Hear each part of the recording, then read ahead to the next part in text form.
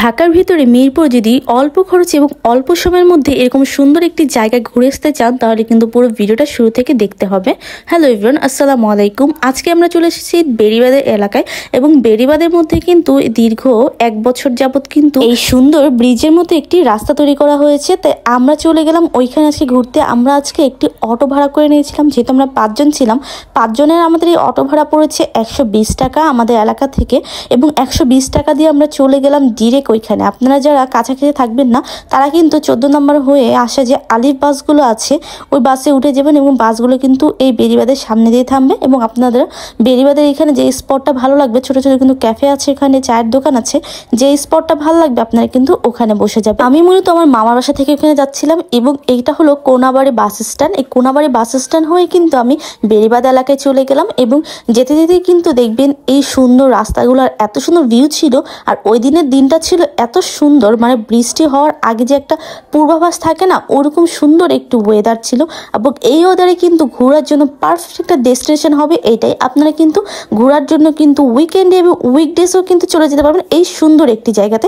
এখানে ছোটো ছোটো দেখবেন সুন্দর সুন্দর চায়ের দোকান আছে, এবং এই চায়ের দোকানের মধ্যে আমরা এটা চুজ করলাম কারণ এখান থেকে হলো খোলামেলাটা বেশি লাগছিল আমার কাছে, এবং মানুষও ছিল মোটামুটি এখানে কম, এবং জায়গায় জায়গায় এখানে কম বেশি মানুষ কিন্তু পাবে না। রাস্তাটা কিন্তু বিশাল বড়, আপনার যদি হেঁটেও যেতে চান 1 ঘন্টার উপরে পুরো রাস্তাতে হাঁটতে হবে। মানে বেড়িবাঁধের যে এলাকাটা আছে, মানে কোনাবাড়ি বাস স্ট্যান্ড হয়ে দিয়াবাড়ি ঘাট হতে এই যে পুরো তামান্না পর্যন্ত হলো এই রাস্তাটা করা হয়েছে, যেটা কিনা আমার কাছে বেশ ভালো লেগেছে। এবং এই রেস্টুরেন্টের ভিতর দিয়ে আমরা চলে এসেছি। রেস্টুরেন্ট বলতে এটা চায়ের দোকানই বলা যায়, এটা ক্যাফে বলা যায়। এখানে আস্তে আস্তে কিন্তু মনে হচ্ছে আরও উন্নত হয়ে যাবে। হঠাৎ করে এত দোকান আমি দেখছি, আগে কিন্তু এগুলো ছিল না।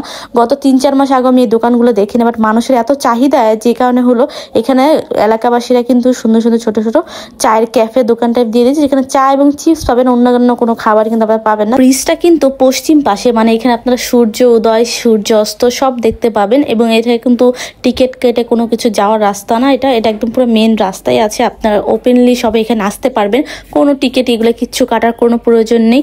এটা হলো দিনরাত 24 ঘন্টা আপনাদের জন্য ওপেন আছে, কিন্তু চেষ্টা করবেন হলো রাতে এখানে না থাকার জন্য। সন্ধ্যার পরপরই আপনার এখান থেকে চলে যাওয়ার ট্রাই করবেন এখানে, এবং এখানে দাঁড়িয়ে কিন্তু আপনার হলো সূর্যাস্তটা দেখতে পাবেন।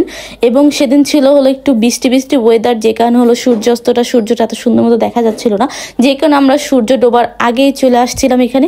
আর এত সুন্দর বাতাস ছিল ওই দিন, মানে আমি আগেই বলেছি ওয়েদারটা কিন্তু সেদিন সবচেয়ে সুন্দর একটা ওয়েদার ছিল, একদম পারফেক্ট একটা ওয়েদারে আমরা পারফেক্ট একটা ডেস্টিনেশনে সেদিন চলে আসছিলাম। ফ্রেন্ডস অ্যান্ড ফ্যামিলি নিয়ে আপনারা সবাই কিন্তু এখানে ঘুরে যেতে পারবেন এসে। কেউ যদি সকাল সকাল জগিং করতে চান তাহলে কিন্তু এটা পারফেক্ট একটা রাস্তা হবে। এক পাশে হলো নদী, আরেক পাশে হলো রাস্তা থাকে, আপনারা চাইলে এই মাঝখান দিয়ে হেঁটে জগিং করতে পারবেন।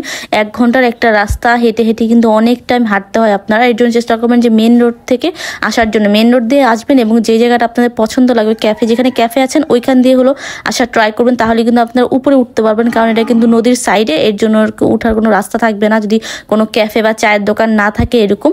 তো আমরা এখানে বসে বসে একটা চা নিলাম এবং খেতে খেতে ওয়েদারটা এনজয় করছিলাম। আপনারা ঘুরতে আসতে চাইলে এখন যেহেতু গরমকাল তাই হলো 5টার পরে আসবেন। 5টার পর আসলে কিন্তু আপনারা 6:30টার দিকে বা 7টার দিকে যদি সূর্য ডুবে যায় আপনার 7টার পরে ব্যাক করবেন, আর 2 ঘন্টা সুন্দর একটা সময় কাটাতে পারবেন আপনারা এখানে। তো আমরাও এখান থেকে ব্যাক করে যাচ্ছি। আজকে এ পর্যন্তই। আপনারা সবাই ভালো থাকবেন, সুস্থ থাকবেন, দেখা হবে পরে কোনো ভিডিওতে। আল্লাহ হাফেজ।